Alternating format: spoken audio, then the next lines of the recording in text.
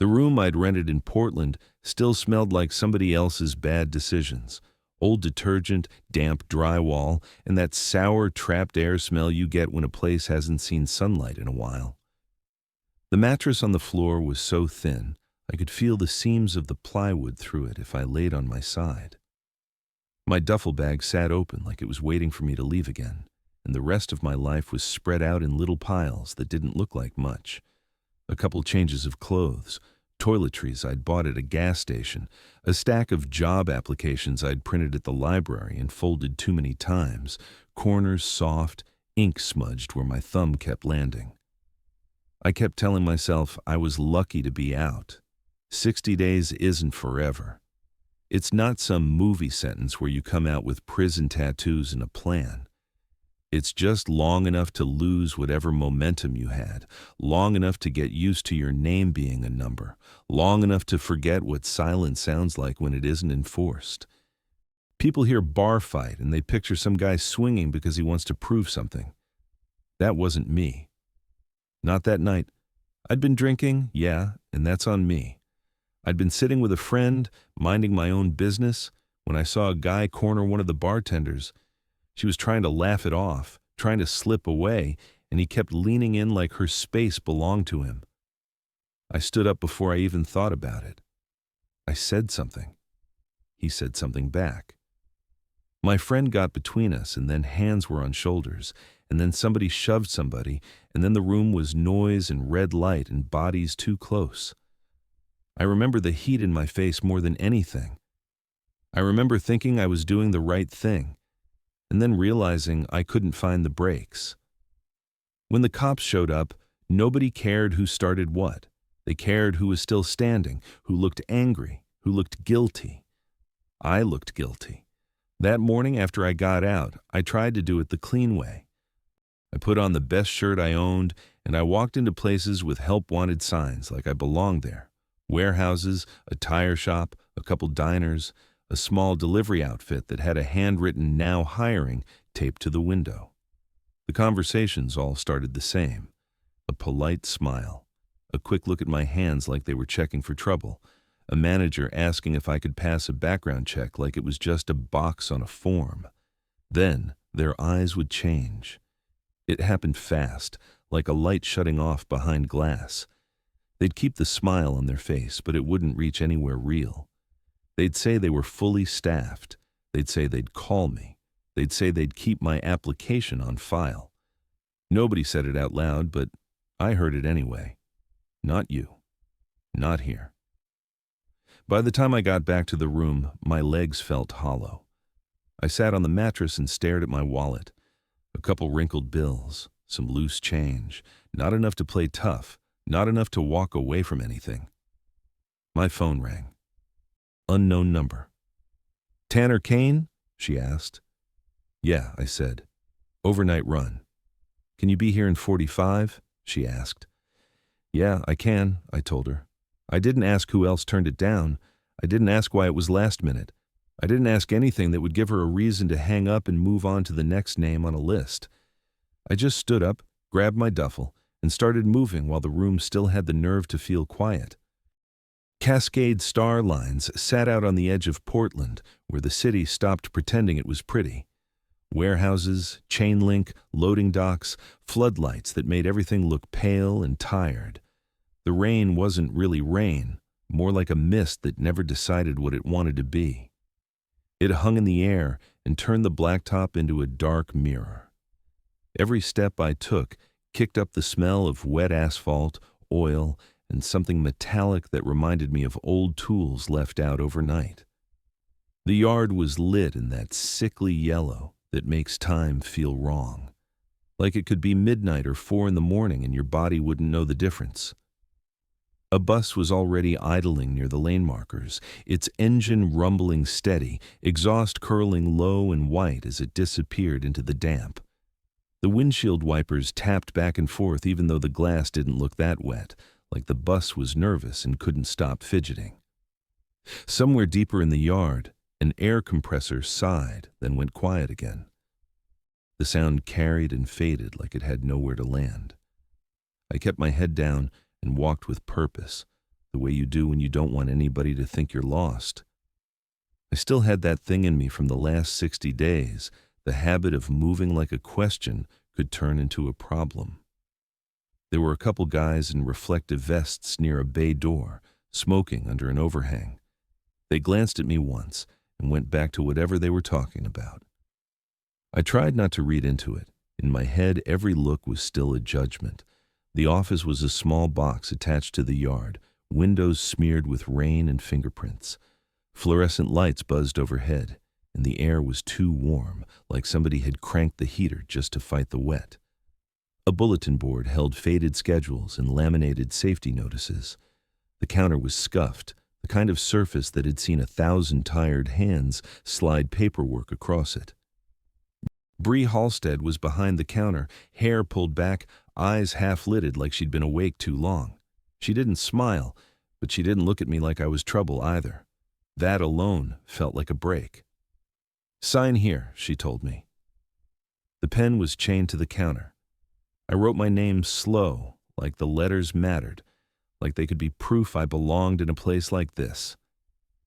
She slid a packet toward me in a plastic sleeve. The sleeve had been reused so many times it was cloudy at the corners. "Where's the manifest?" I asked. "Top of the packet," she said. I flipped it open, and there it was, clean and simple.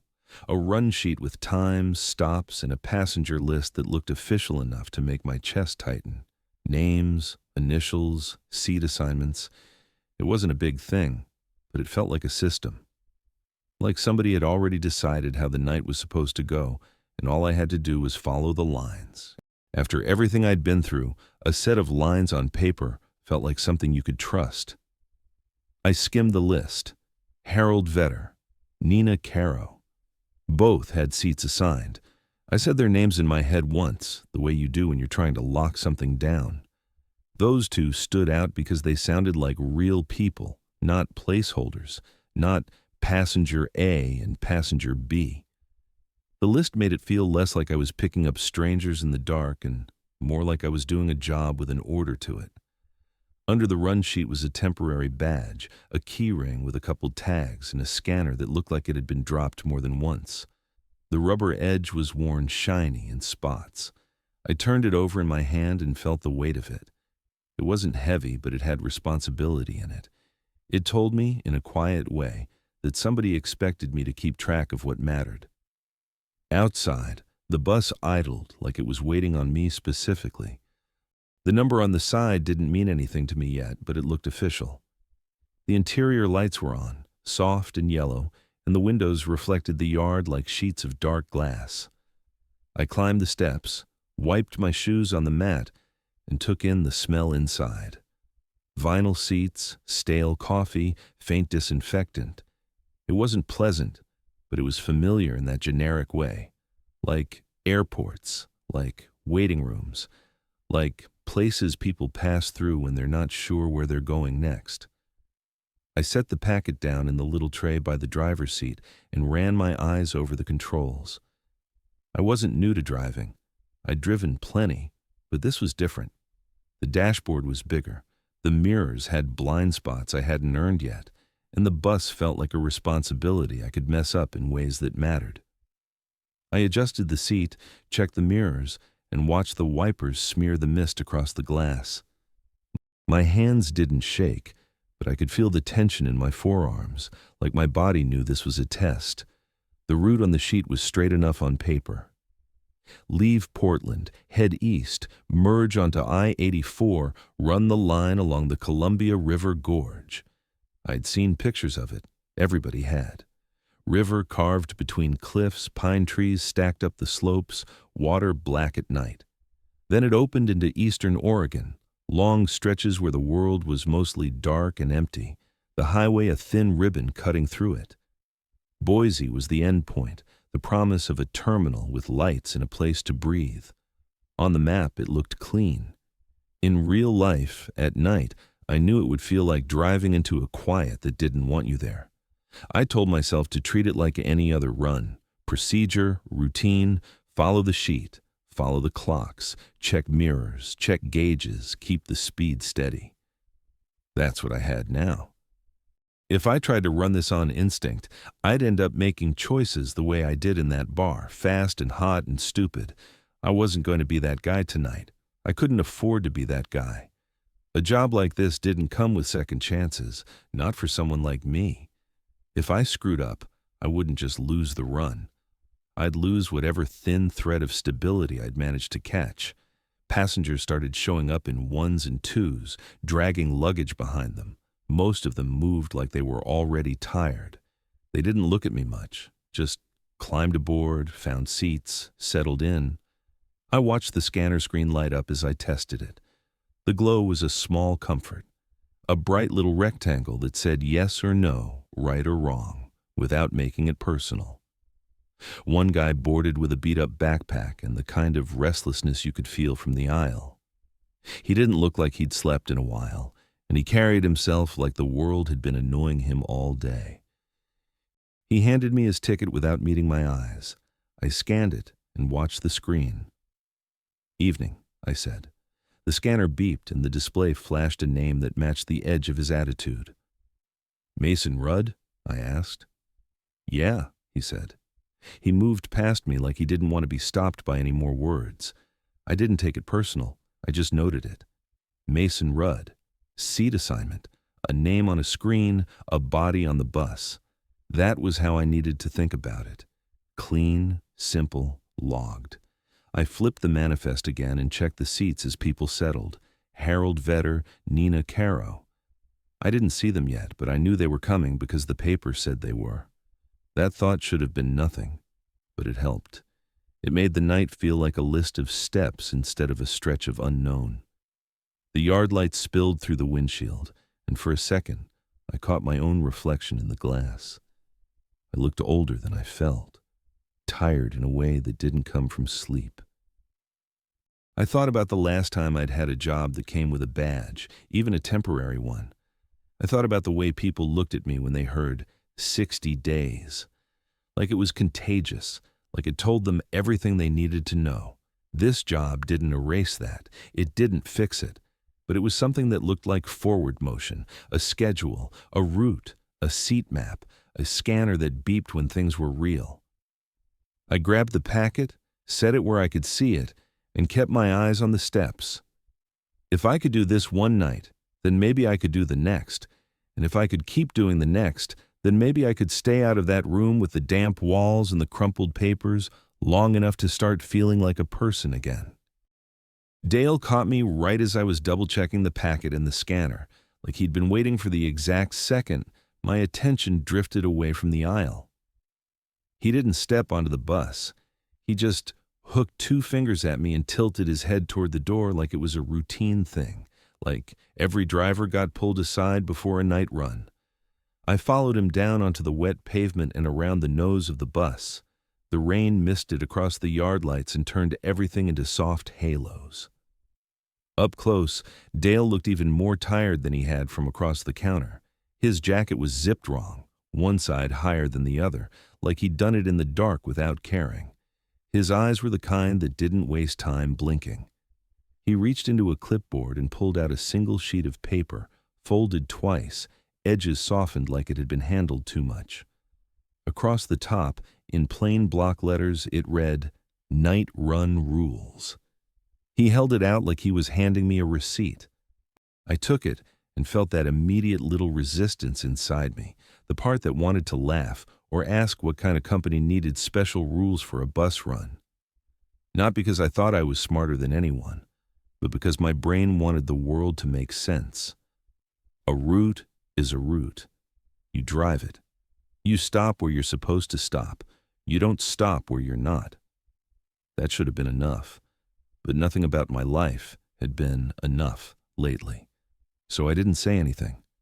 I didn't get to be picky. I didn't get to be proud. I had a badge that said temporary, a wallet that said empty, and a background check that spoke louder than my mouth ever could. I unfolded the sheet and read it once, slow. 5 rules. Short sentences, no explanations, no bullet points about customer service or tire pressure, just instructions that felt like they belonged to something else. Rule 1 was simple on the surface. No stops between exits unless it's a marked emergency pullout. That made sense, kind of. You don't want a bus pulled over on a dark shoulder unless you have to. You don't want people stepping into traffic. You don't want a lawsuit. Rule 2 felt like safety at first, too. Only open the luggage bay with the cabin lights fully on. Count twice. That sounded like accountability, a way to avoid losing bags or letting someone slip something into the hold. Rule 3 was where it started to turn. If somebody boards at a roadside stop and the ticket won't scan, don't argue. Roll. That one didn't match how I thought businesses worked. If you can't verify a ticket, you don't let someone on. That's what every place in America says until they're standing in the situation and the clock is running. Rule 4 was stranger. When the Gorge fog hits, no music, no phone calls, no talking. Silence, like it was a procedure, like it was part of the job. Rule 5 was the one that sat heaviest on the page. After 1 a.m., nobody rides up front, not even employees. I read that twice and looked up at Dale, expecting him to crack a grin, or at least show me he understood how odd it sounded. He didn't. He just nodded toward the paper, like he'd seen drivers make mistakes with it before, like he'd had to watch what happened when they did. Follow the rules and keep rolling, he told me. Got it, I said. He tapped the bottom of the sheet with one knuckle, not hard, just enough to make the paper shift in my hand. After 1 a.m., nobody rides up front, he told me. Okay, I said. He didn't add anything else. No, for your safety. No company policy. No story about some idiot driver who let a buddy sit up front and got written up. He just let the rule hang there in the damp air between us. In my head, I tried to translate it into something normal. Maybe it was about distractions. Maybe it was about cameras. Maybe it was about liability if someone got hurt in the front seat. I could build a dozen reasonable explanations if I worked at it hard enough, and I needed one. I needed my world to have reasons. The radio clipped on in the bus behind us, a burst of static, and then Kara's voice, flat and clean like she was reading off a card. It wasn't loud enough for me to catch every syllable from where we stood, but the message landed anyway, like she'd timed it to the moment. Follow the rules. Keep rolling. Don't get drawn into a situation. Don't start negotiating with the night. Dale watched my face like he was checking for pushback. I didn't give him any. I couldn't afford to. I'd spent too much of my life acting like I could argue my way out of consequences. The bar fight had taught me what that got you. 60 days had hammered the rest into place. I folded the sheet the way it had been folded before, along the same creases, like I was joining a line of people who'd done it the exact same way. The paper felt warmer than it should have, like it had been in someone else's pocket. I slipped it into my shirt pocket right over my chest and patted it once to make sure it sat flat. It was a stupid little gesture, but it made me feel like I had something, like I had instructions, like if I just followed them, nothing could surprise me. Dale stepped back, gave the bus a quick look from bumper to rear like he could see the whole night in its shape, then nodded toward the driver's door. That was it. No handshake, no luck. Just a man turning away like he'd already moved on to the next problem. I climbed back on, wiped my hands on my jeans, and sat down behind the wheel. The packet lay open beside me. The scanner rested in its cradle. The wipers kept up their nervous little rhythm. I kept my eyes forward and told myself the same thing I'd been telling myself since I got out. Do it by the book. Don't give anyone a reason. Keep rolling. I pulled out of the yard at 10:58 p.m. according to the clock on the dash, the one that ran a minute fast like it was trying to get away from the night. The bus eased forward with that slow, heavy roll that always makes you feel like you're steering a building instead of a vehicle. The tires hissed on the wet pavement, and the wipers kept their steady back and forth like they were marking time for me. Yellow yard lights fell away behind the mirrors, and the city didn't exactly disappear. It just got quieter, block by block, until the only thing that mattered was the lane in front of me. I didn't talk much when I drove. I'd learned a long time ago that my mouth could get me into trouble faster than my hands ever could. Out here, behind a wheel, I liked the rules of it. The lane lines didn't care where I'd been. The speed limit didn't ask questions. The bus didn't care about a background check. It cared about steady inputs and attention, and I could do that. I could do steady. At 11:06 p.m., I hit the first ramp and merged with the flow, the bus taking the curve like it had done it 1,000 times without me. Traffic was still around, but it was thinning. A few cars, a couple trucks, headlights cutting through the mist. You could feel Portland behind them, all those people going home, all those lives with couches and warm kitchens, things I didn't have right now. I didn't let myself think about it. I kept my eyes moving, mirrors to road to mirrors, the way you're supposed to. Left mirror, right mirror, the wide convex that makes everything look farther away than it is. Check the gauges. Oil pressure steady, temp steady, air pressure building where it should. No warning lights, no surprises. I was still getting used to how the bus sounded. Every vehicle has its own language, and you have to learn what's normal and what's not. The engine had a low, consistent rumble, and when I lifted my foot, the pitch changed in a way that felt clean, like the machine was responding the way it should. The tires threw water, and the whole body of the bus gave little creaks and groans as the suspension worked. None of it bothered me. It all made sense. It all had a reason. At 11:14 p.m. I hit a 84. The sign lit up in my headlights like a promise. Eastbound, Boise. I checked the run sheet again at a red light earlier, just to make sure my eyes hadn't missed anything. Stops listed as roadside pull-offs, mile markers noted in a way that looked official. No company names, no addresses, just instructions. It wasn't the kind of run where you got to improvise. It was a run where you did what the paper said and you did it on time. The cabin behind me was a low murmur, then less than that. People settling.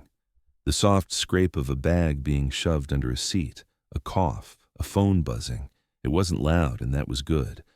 Loud meant problems. Loud meant someone started something. I couldn't afford a scene, not tonight.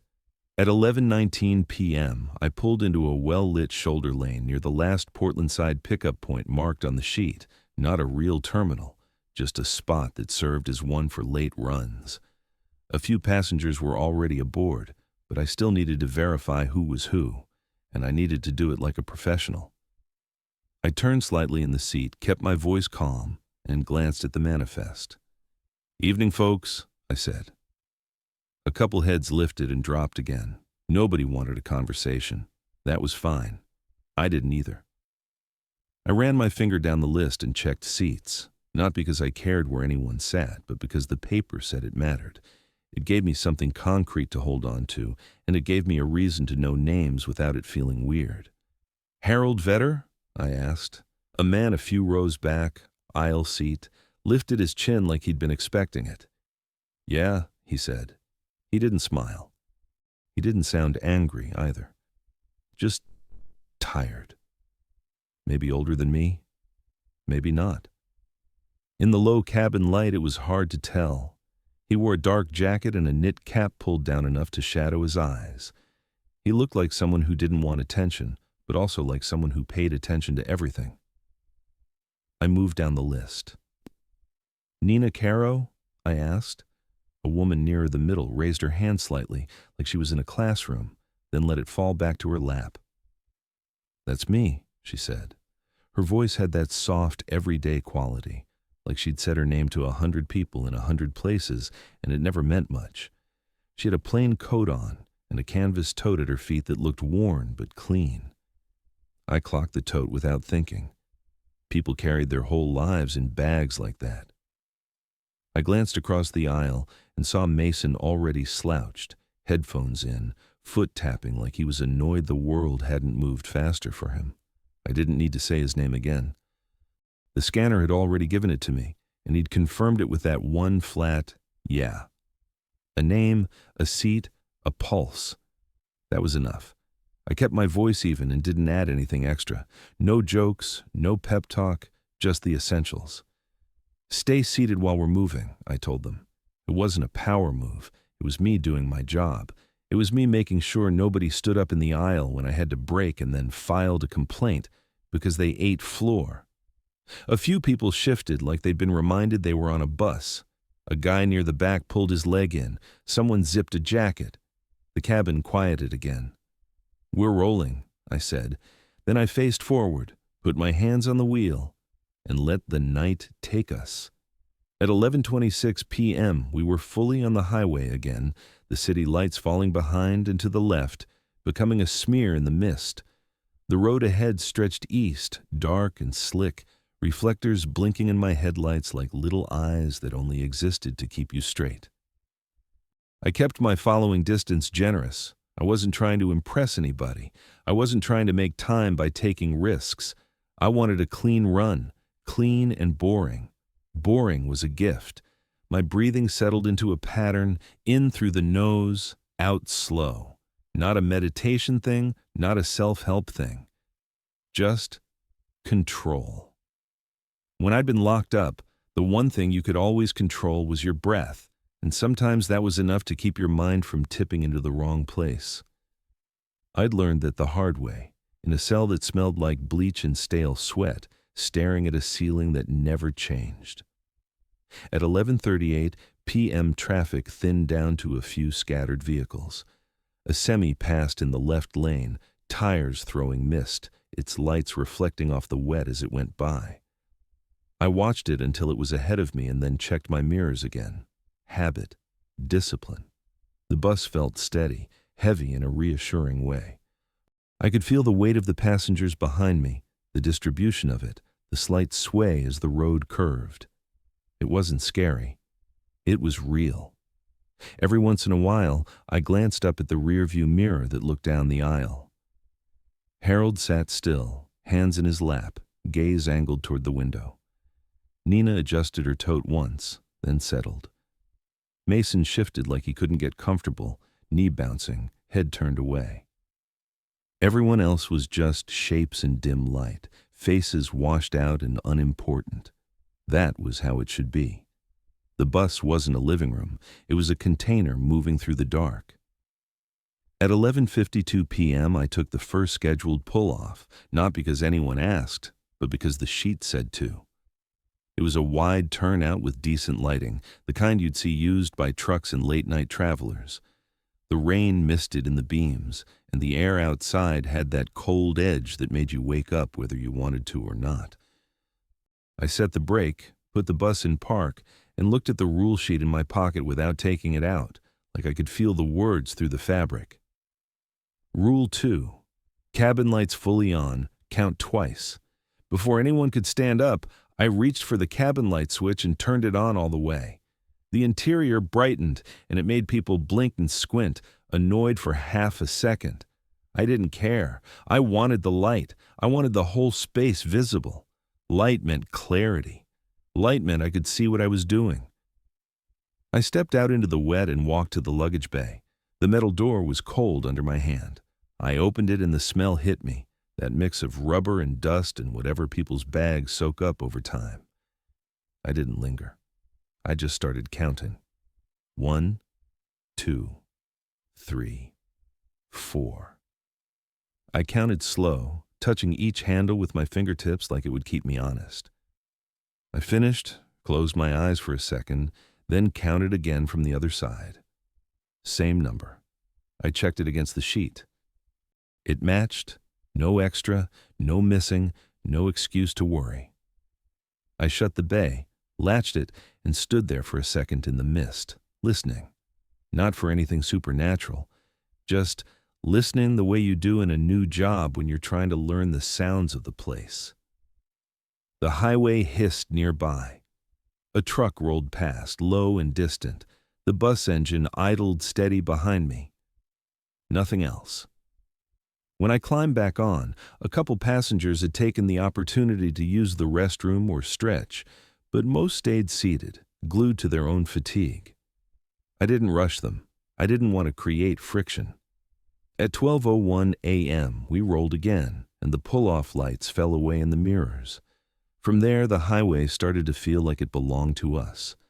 The cars became fewer. The exits were spaced out longer. The world on either side turned into black shapes that might have been trees, might have been rocks, might have been nothing at all. That was the edge of the gorge approaching, the place where the river runs alongside the road and the land rises up like a wall.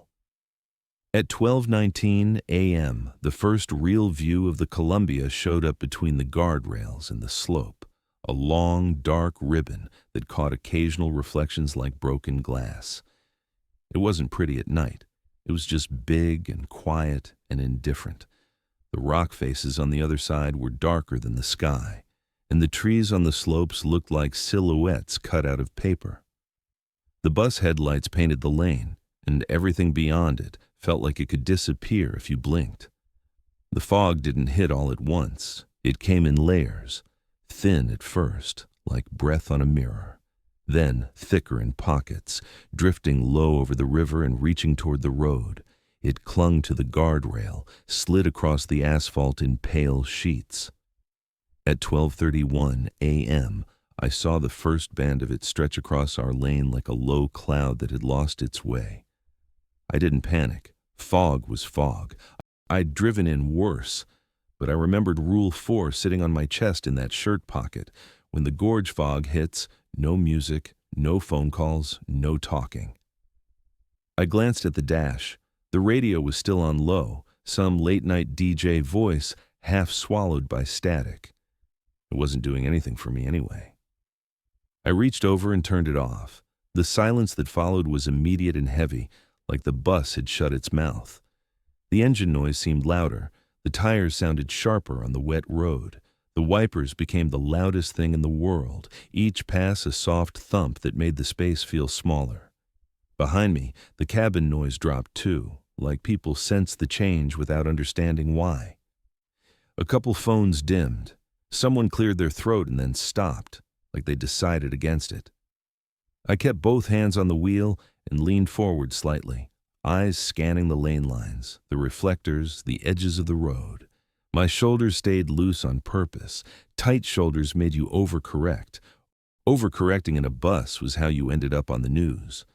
At 12:44 a.m., the fog thickened enough that the headlights turned it into a white wall ahead, not solid, but constant. The river vanished. The rock walls became vague shadows.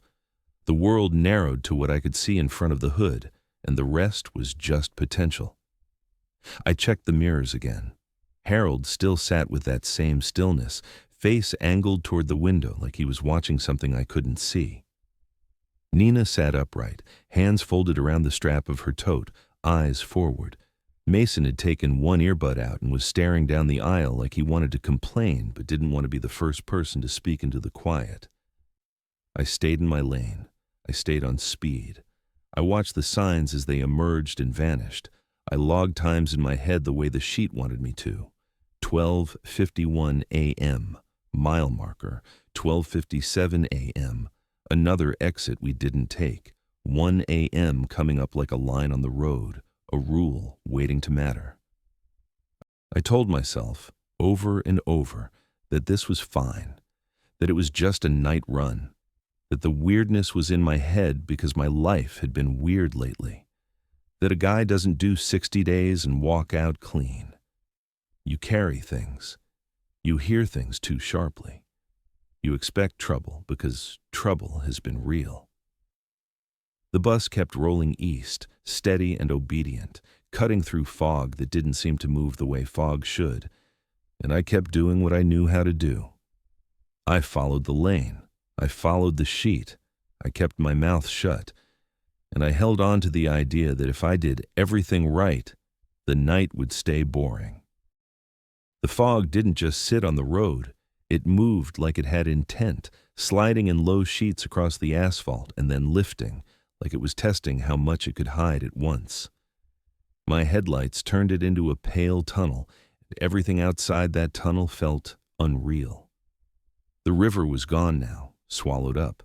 The rock walls were just darker smudges on either side. The reflectors on the lane lines blinked and vanished as I approached them, like they were switching off out of spite. I kept my mouth shut because the rules said to, and because the quiet made everything else feel too close. The engine had its steady note, but there were other sounds layered on top, little shifts and clicks and rattles. The wipers thumped and squeaked at the edges of their sweep. The heater fan breathed. The suspension creaked when the road dipped. The luggage in the hold made faint settling noises as we rolled over uneven pavement. None of it was strange by itself. Put together, in that thick quiet, it all felt too loud, like the whole vehicle was speaking in a language I hadn't learned yet. I kept my focus where it belonged, on the lane in the distance, eyes forward, then mirrors, then forward again. I stayed just under the speed limit. I gave myself plenty of room. I didn't want to brake hard. I didn't want any sudden movements that would send people stumbling in the aisle. I'd worked too hard to get here to throw it away on a stupid mistake. The cabin behind me was dim, lit by the low overhead glow and the occasional bright rectangle of someone's phone. Every so often, a screen would flare, then dim again, like someone had checked the time and regretted it.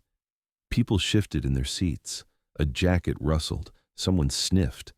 I caught Harold's reflection in the mirror a couple times, still angled toward the window, still looking like he was watching the dark. Nina sat upright, hands on her tote strap, the way people sit when they're trying not to fall asleep in public. Mason was restless, knee bouncing, his foot tapping a rhythm that didn't match anything else in the bus. I watched the dash clock tick past 1 a.m. and felt that small tightening in my chest, like stepping over a line you can't step back across. Nothing happened. The bus didn't change. The fog didn't suddenly turn into a wall. The world stayed the same, wet and gray and narrow. Still, I found myself thinking about that rule like it had weight. After 1 a.m., nobody rides up front. I didn't even look at the passenger seat beside me. I didn't need to. A while later, the fog thinned just enough that I could see an upcoming pull-off sign as it emerged from the white. It wasn't a fancy stop. It wasn't a terminal.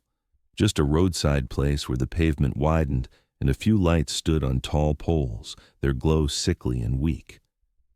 The run sheet had it listed, and I took it because that was what you did. If the paper said stop, you stopped. I eased the bus off the highway and into the pull-off, tires hissing over wet-painted lines. The lights above flickered slightly in the mist like they were struggling. Wind pushed across the open space and slapped the side of the bus in short gusts. I set the brake, put the bus in park, and sat there for a second, hands on the wheel, listening to the engine idle. The bus sounded calmer than I felt. I reached up and turned the cabin lights fully on. The overhead snapped brighter, filling the bus with flat light that made everyone look a little worse. People blinked and squinted. A couple groaned. I didn't apologize. I was following the rules. Some passengers stood to stretch, moving stiffly, like their joints had gotten cold. A few stepped off the bus into the damp night, shoulders hunched, heads down. Nobody talked much. The fog made everything feel like it was happening inside a bubble. I grabbed the key ring, pulled on my jacket, and stepped out into the wind. The cold hit me right away, sharp in the lungs. It wasn't freezing, but it had that wet bite that makes your skin tighten. The lights in the pull-off didn't do much against the darkness beyond their reach. Past the edge of the pavement, it was just fog and black. I walked along the side of the bus to the luggage bay. My shoes squeaked on the wet ground. The metal of the bay door was cold against my palm. I opened it, and the smell rolled out, that stale blend of fabric and dust and road grime that clings to other people's bags. I didn't let myself stare into the dark space for too long. I kept it simple. Light behind me, hands in front of me, count. 1, 2, 3, 4, 5, 6. I touched each bag as I counted it, fingers brushing handles and straps. I didn't want to lose my place. I didn't want to get lazy. When I reached the end, I paused, shut my eyes for a second, then counted again from the other side, the way I'd done earlier. Same method, same pace. 1, 2, 3, 4, 5. I stopped. My eyes went back over the space like I'd missed one. I hadn't. The hold wasn't huge. There weren't that many bags. I felt my stomach drop anyway, quick and stupid, like my body reacted before my brain could talk it down. I checked the run sheet. I checked my memory of the first count. I checked the bay again. 5 bags, not 6. A gust of wind shoved fog past the open bay like smoke. The light from the pull-off lamps didn't reach into the corners. It made shadows look deeper than they should have. I told myself I'd miscounted. That was the obvious answer. I'd been driving in silence for hours. I was tired. The fog played tricks on depth perception. I was new. New guys make dumb mistakes. Still, I didn't close the bay. I didn't shrug it off. I didn't want to be the guy who ignored something small and paid for it later. I counted a third time, slower, and forced my fingertips to touch every bag like it was a checkpoint. 1, 2, 3, 4, 5, 6. There it was, the 6th bag. Same bag I swear wasn't there a second ago, tucked into a corner like it had been pushed deeper. A plain suitcase, dark fabric, nothing special about it. It wasn't glowing. It wasn't moving. It was just there. And the fact that I couldn't explain how it had become invisible for one count made my skin prickle. I stood there with my hand on the handle and held my breath, listening. The highway hissed in the distance. A truck passed, low and heavy, its sound muffled by the fog. Wind rattled the fence line somewhere beyond the lights. The bus engine idled steady behind me. No voices, no footsteps near me, nothing that explained anything. I let go of the bag handle like it might burn me. I didn't pull it out. I didn't open it. I didn't do anything except latch the bay and make sure it caught. When it clicked shut, I kept my hand on the latch for a second, like I was checking my own strength. On the way back to the door, I looked at the fog drifting under the lights. It didn't move the way steam moves. It moved like a thing deciding where it wanted to be. I didn't like that thought, so I shut it down and kept walking. Inside the bus, people were settling again. A couple had come back on with damp jackets and red noses. The air smelled like wet wool and cheap deodorant. I got back in the driver's seat, checked the mirrors, checked the aisle, checked the dash. Cabin lights were still fully on, exactly where I'd left them. Mason had stood up at some point, hovering near the front like he was thinking about approaching me. His face looked pale under the overhead lights, and he kept swallowing like his throat was dry. He pointed vaguely toward the dark outside, the side of the road we'd left behind, like there was a specific spot he wanted. "We're not stopping here," I told him. He didn't say anything back, not out loud, but his expression did. It had that stubborn, cornered look, the one that says you're making this worse for me on purpose. I'd seen that look in mirrors my whole life, on other people and on myself. I didn't argue, I didn't explain, I didn't soften it. "Next exit," I said. He stared at me for a beat longer, then turned away and walked back to his seat, one hand on the tops of the seat backs like he needed something solid to hold on to. The aisle camera would have seen it. The manifest would have backed me up. That mattered. It shouldn't have, but it did. I needed receipts. I needed proof I'd done things right. Nina was watching me from where she sat, eyes steady. When I met her gaze, she didn't look away. She didn't look scared, exactly. She looked like someone who'd seen a small problem and recognized it as the start of a bigger one. "You counted twice?" she asked. The question wasn't crazy. It was practical. Still, something about the way she asked it made my throat tighten, like she wasn't asking because she cared about lost luggage, like she was checking whether I'd done what I was supposed to do. "Yeah," I said. I kept it short. I didn't add the part about the count changing. I didn't want to hear myself say it out loud. Saying it would make it real in a way I wasn't ready for. I turned the key, eased the bus back into motion, and guided it out of the pull-off. The tires rolled over wet pavement, the bus rocking gently as it merged back onto the highway. The lights behind us faded fast, and the fog closed in again like a curtain being pulled. A minute later, I keyed the radio and gave dispatch the cleanest version of what had happened. I didn't dramatize it. I didn't embellish. I didn't mention feelings. I just reported a momentary mismatch in the bag count that corrected on a third count, and I confirmed I'd followed the procedure with the cabin lights on. The radio crackled, then Kara's voice came back through, flat as a piece of paper. "Then keep rolling," she said flatly. I let my thumb rest on the radio button for a second after she finished, like I was waiting for something else. An explanation, a question, anything that treated what I'd said like it mattered. Nothing came. So I kept driving. The fog ahead looked thicker than it had before, but maybe that was just my eyes adjusting.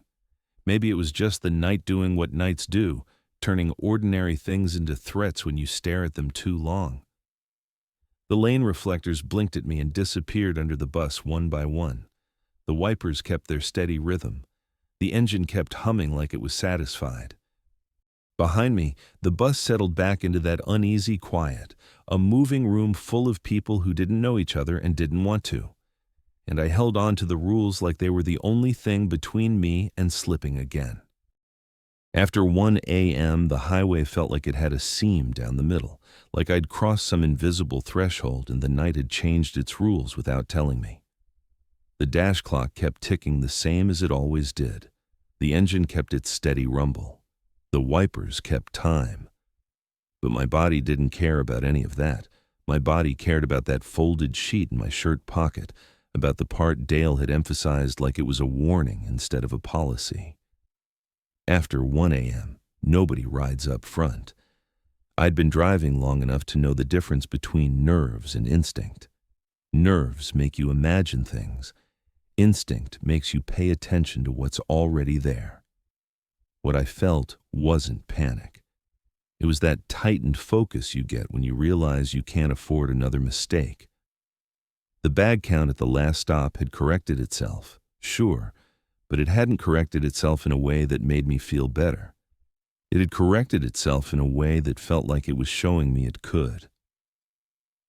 I kept the bus steady and watched the road narrow into fog again. The gorge was behind us now, in a way you could feel more than see, the river gone, the rock walls replaced by stretches of dark that could have been anything. Eastern Oregon at night doesn't announce itself. It just opens up and the emptiness comes in like cold air under a door. Exits got farther apart, lights got rarer. The world became a rhythm of reflectors and occasional signs that appeared out of nowhere and disappeared just as fast. On the run sheet, the next roadside stop was marked without a name, just a time window and a mile range. That alone should have been normal. Lots of places do that for late-night routes. But the longer I drove, the more it felt like the sheet was telling me where the night wanted me to be, not where the company wanted me to be. I didn't like that thought. I didn't let it settle. I kept my eyes on the reflectors and my hands light on the wheel. The cabin behind me was quiet in that tired way, not the anxious way. People were drifting. Someone snored softly for a few seconds and then stopped, like they'd realized they were doing it. Nina stayed upright, like she didn't trust sleep on a bus. Harold sat still, that same posture, like he'd decided hours ago that moving wouldn't help. Mason had his head against the window now, but he didn't look relaxed. He looked like he was waiting for his stomach to decide what it was going to do to him. I noticed the passenger seat beside me without meaning to. It wasn't a conscious thing, just a flicker in the corner of my eye. Empty. It should have stayed that way. I didn't want anybody near me. I didn't want anybody close enough to see my hands, close enough to talk, close enough to turn this into a conversation. My job was to get the bus east, not to manage someone else's mood. The next pull-off showed up as a faint glow ahead, weak lights smeared by fog. Not a real building, not a proper rest area, just a widening of the shoulder with a few poles and a small shelter that looked like it had been built to keep the rain off, not to keep people safe. The pavement there was patchy, darker in spots, like it held water in shallow depressions. The wind hit the bus when I pulled off, rocking it slightly, and for a second the whole vehicle felt like it was floating on something I couldn't see. I eased into the pull-off and set the brake. The engine idled.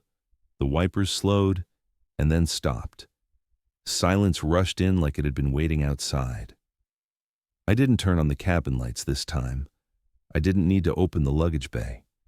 Nobody asked. Nobody got up. Everyone stayed in their seats like they wanted the stop to be over as quickly as possible. I sat there for a moment and looked out through the windshield into fog that didn't move much. The lights outside were dim and wrong, like they were too far away even though they were right there. Then the door hissed and opened, and a man stepped up onto the bus. He moved like he belonged, not like the other passengers who had that tired, uncertain shuffle. This guy stepped in clean, shoulders squared, chin up, like he'd done it 1,000 times and never once wondered if he was allowed. He wore a dark coat and carried a small bag that looked light in his hand. His face was plain enough that it didn't stick in my memory right away, but his eyes did. They were alert, too alert for this hour. They tracked the interior like he was taking inventory, and then they landed on me like he already knew where I'd be. He held out a ticket. It wasn't crumpled. It looked fresh. That made me want to laugh, because nothing at 1 a.m. looks fresh unless it doesn't belong. I took the scanner from its cradle, held the ticket under it, and waited for the beep. The screen lit up, and for a second, it felt like any other transaction, any other person. Then the display flashed Owen S. And the scanner chirped in a way that wasn't approval. The screen stuttered. A little error message popped up, and the scanner gave me that dull final beep that means it didn't take. For half a second, my instincts wanted to do the normal thing. Ask for ID. Ask him to step aside. Call it out, make it official. That's what you're trained to do when something doesn't scan. You verify, you control the situation. Rule 3 sat in my pocket like a weight. Don't argue. Roll. I swallowed, kept my face neutral, and spoke without looking like I was making a decision at all. Ticket's not scanning, I said. I didn't accuse him. I didn't challenge him. I just stated it like it was the scanner's fault, not his. He didn't look surprised. He didn't look annoyed either. He looked amused, just barely, like this was an expected part of the night. His eyes flicked toward the aisle camera and then back to me, like he wanted me to remember it was there. I handed the ticket back and kept my voice flat, professional, the way I'd heard other drivers talk. You can take a seat, I told him. He didn't move right away. He leaned in slightly, close enough that I could smell cold air and something faintly clean on him, like soap. That was wrong, too. Everything out here smelled like wet road and tired bodies. He smelled like he'd just stepped out of a warm room. He said my full name out loud. Tanner Caine. Not driver, not man, not hey. Tanner Caine, like he'd read it off something private, something he shouldn't have been looking at. My stomach tightened. I kept my face still. I told myself it was on the badge. It had to be on the badge, or on the sheet. Or maybe he'd heard Kara say it over the radio somehow. I built explanations as fast as my brain could shovel them into place, because the alternative was worse. He looked past me at the passenger seat, and then he took a step toward it like it was the obvious choice. "I'll ride up front," he said. It wasn't a request. It wasn't even a challenge. It was the way you say something when you already believe it's decided. I felt the rules shift inside me, like they'd become more than words, like they were the only leverage I had. "No," I said. The moment the word left my mouth, I regretted it. Not because it was wrong, because I'd broken Rule 4. I'd spoken into the fog. I'd let a sound exist that didn't need to exist, and the silence that followed felt different. It didn't feel like normal quiet.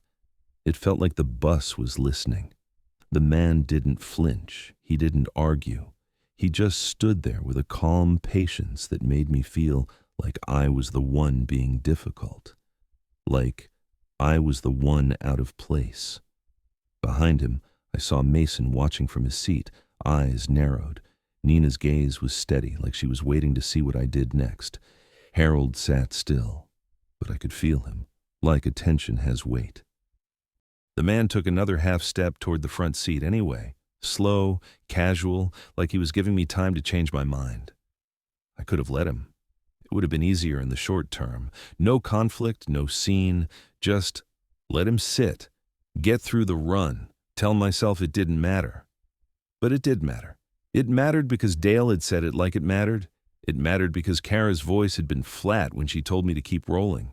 It mattered because the bag count had been wrong and then right again, and something in me believed the night was looking for cracks. So I straightened my shoulders and pointed down the aisle, not aggressive, just clear. "Back to your seat," I told him. He held my gaze for a beat longer than a normal person would. Then he smiled, small and almost polite, like I'd passed a test. He turned and walked down the aisle with measured steps, taking his time, like he was letting me feel the relief in slow motion. He didn't sit right away. He paused near the first row behind the driver's area and looked out the side window into fog that pressed close to the glass. Then he slid into a seat like he'd picked it out ahead of time. The door hissed shut. The bus settled. The engine kept idling, the same sound as always, but my ears told me it had changed. Not in pitch, in meaning. Like it wasn't just an engine anymore. Like it was the heartbeat of a room that had something inside it I couldn't account for. I didn't speak again. I didn't even clear my throat. I kept my hands on the wheel and let the silence return, heavier now. I released the brake, eased the bus forward, and guided it back onto the highway. The pull-off lights fell away behind me, swallowed by fog in seconds. The reflectors blinked on the wet road like they were counting. The cabin behind me was still, too still, like everyone had decided at the same time that talking was a bad idea. I kept driving east and I told myself I'd done the right thing. I told myself the rules were just rules. I told myself that a ticket not scanning was a normal problem and a man wanting the front seat was a normal annoyance. But my mouth felt dry, and my shirt pocket felt heavy, and every time I glanced at the mirror, I could see the man's eyes in the dim light, open and patient, like he wasn't riding the bus at all, like he was waiting for the next rule to bend. The first knock was easy to excuse. A single dull bump from somewhere under my feet, the kind of sound you get when a strap shifts or a suitcase settles against metal. The highway wasn't perfectly smooth, and the bus was heavy with people and their stuff. Things moved, things knocked. I kept my eyes on the lane lines and told myself it was just the road talking through the frame. Then it came back a few seconds later, not as a random bump, but as a pair. Two quick knocks close together, like someone testing whether I'd noticed. After that, it started showing up with a pause between beats, steady enough that my mind began to anticipate it. That was when it stopped being normal. My hands tightened on the wheel before I told them not to. I forced my shoulders loose and kept my breathing slow. If I gripped too hard, I'd overcorrect. If I overcorrected in this fog, I'd create a real problem to distract me from whatever this was. The headlights carved a pale tunnel through the white, and everything beyond that tunnel might as well have been erased. Reflectors blinked at me and disappeared under the bus one by one, like they were counting us forward. In the rearview mirror, the aisle was a dim strip of jackets and faces. Most heads were down. Nina sat upright like she didn't trust sleep on a bus. Mason was staring toward the floor with that clammy look, the one that says his stomach wasn't done with him. Harold sat still, angled toward the window, like he was watching the dark for a reason. Owen was a few rows up, posture neat, hands folded, not slumped like a tired passenger. He looked like someone waiting for his number to be called. The knocks kept coming, and the timing stayed too consistent to blame on potholes. It wasn't loud, not at first. It was worse than loud, It was precise. My brain tried to file it away under mechanical, because that was safer, but my body didn't believe the file label. My skin went tight along my arms. My mouth went dry. The bus started to feel heavier, not on the gauges. The RPM stayed steady. The temperature stayed steady. The dash looked boring, but the steering felt thick, like the front end didn't float the same over the wet. The suspension reacted slower. The whole body had a sluggishness to it, like we'd taken on extra weight that wasn't on the manifest. I caught myself glancing at the passenger seat beside me. Empty. It was supposed to be empty. Still, my eyes kept wanting to put a shape there, a shoulder where there shouldn't be one. I didn't let myself look too long. I kept my gaze forward and narrowed my world down to what I could control. Lane, speed, distance, the next sign. The door handle trembled. Not the big hiss of the door, not a blast of air pressure, just the small metal handle giving a quick twitch, like something brushed it from the inside. I stared at it for half a second, trying to find a reason. Vibration, loose hardware, a bump in the road, anything. Then it happened again, and the timing matched the beat coming from beneath the floor, like the sound had a partner up front. I checked the mirror fast. No one was standing near the door. No one should have been up here. The aisle camera's little red dot blinked like it always did, indifferent. The cabin stayed dim and still, but the stillness didn't feel like sleep anymore. It felt like listening. Mason stood up. He moved into the aisle like his body decided before his brain did. One hand clamped onto a seat back, knuckles pale. He took a few steps toward the front, then stopped, like he wasn't sure he was allowed to come any closer. Fear does that. It makes people ask permission without words. The knocking tightened into a faster cadence. The handle quivered again. The bus felt heavier still, like the tires had sunk into something soft that wasn't there. Mason's voice cut through the silence.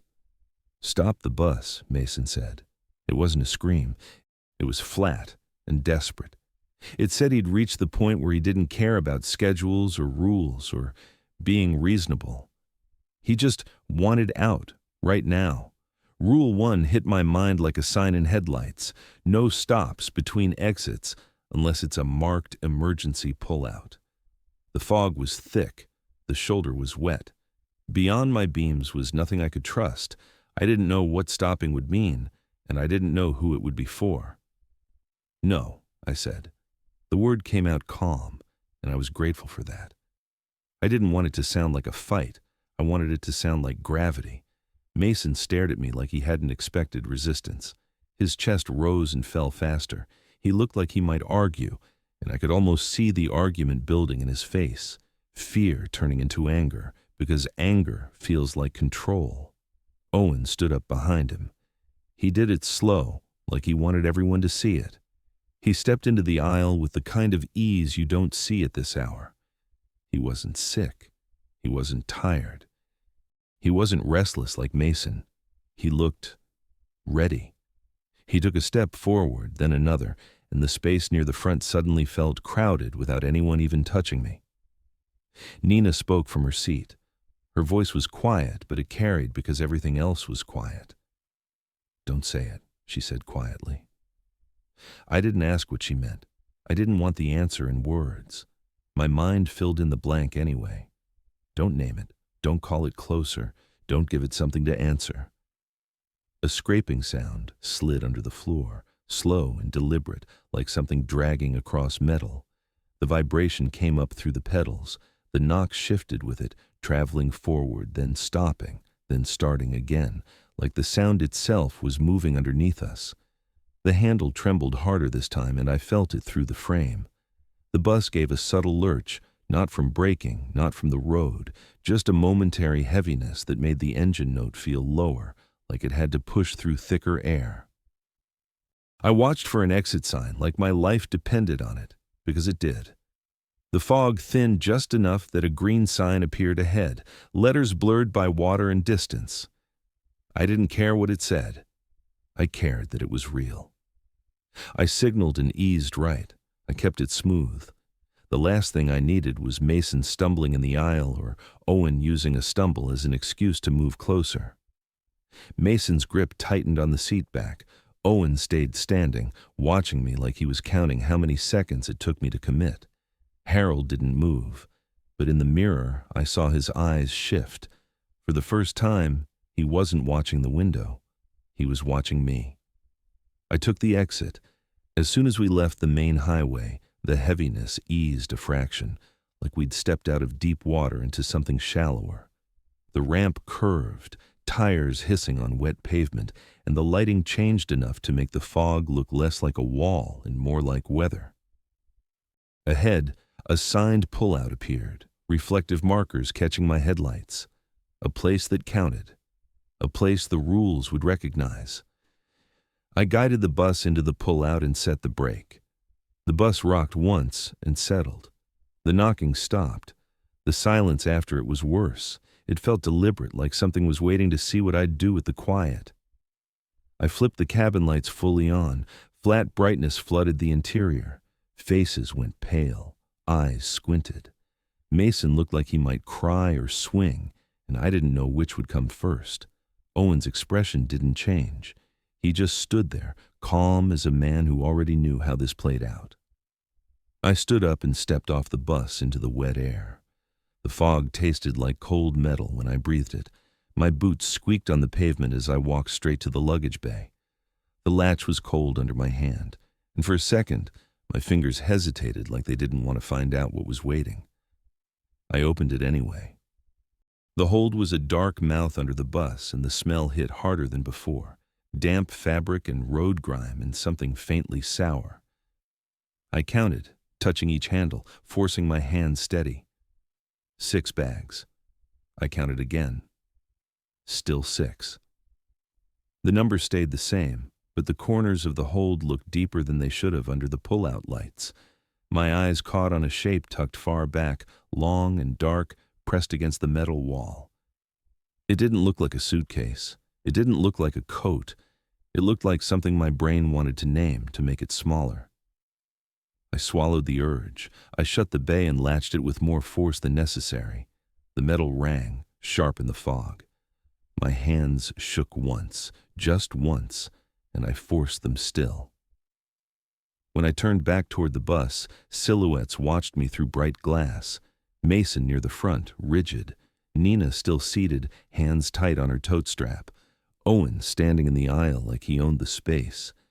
Harold still in his seat, calm as a man who'd been here before. I climbed back on and sat down behind the wheel. The cabin lights made the aisle too clear, too honest. I kept my eyes forward, like if I stared hard enough, I could make the night behave. Harold finally spoke, and the way he said it made my stomach drop, not from fear, but from recognition, like the sentence fit too well.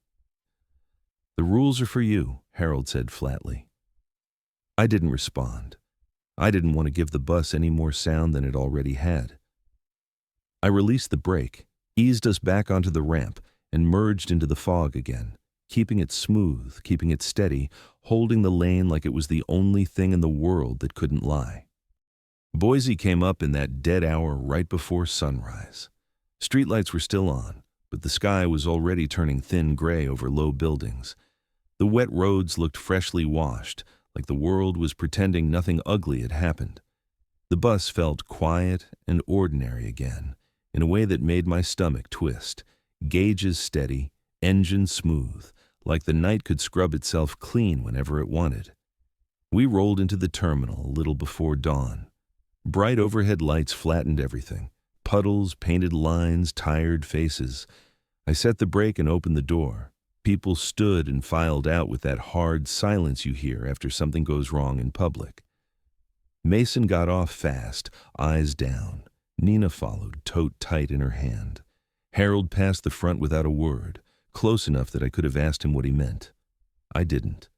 I watched for Owen. I watched the aisle, the door frame, the reflection in the glass. Passenger after passenger stepped down into the lights, and Owen never appeared. When the last person was gone, the bus felt too empty. I unfolded the run sheet with hands that didn't feel like mine. I ran my finger down the list. Harold Vetter, Nina Caro, Mason Rudd. Then my eyes hit the spot where Owen should have been. There wasn't a crossed-out line. There wasn't a scribble. There was just nothing, like the name had never printed at all. I folded the sheet back up and stepped off the bus. The terminal air smelled like coffee and disinfectant, sharp and bright, and it didn't make me feel safer. Dale was at a desk with a clipboard, moving through routine like a machine. Kara stood nearby, calm like we'd just run a normal route. "Same run tomorrow?" she asked. No rose in my throat, heavy and desperate, but no wasn't a plan. No was a blank room and an empty wallet. No was going back to being the guy people smiled at until they saw the background check. "Yeah," I said. Dale nodded once. "Good," he said. Kara jerked her chin toward a hookboard where keys hung on tags. Crew housing, free if I kept running. I took the key, cold metal in my palm. I didn't ask about Owen. I didn't mention the missing line. I'd learned enough in one night to understand questions didn't get answers here. They got you noticed. I walked out into the damp morning with the key in my pocket and the folded rules pressed flat against my chest. I wasn't brave. I was boxed in. Rules were the only thing I could hold on to. Steps, lines, procedure. If I did them right, I could keep moving. As the sky brightened behind the lot, I headed toward the crew housing building and kept my eyes forward, already rehearsing tomorrow.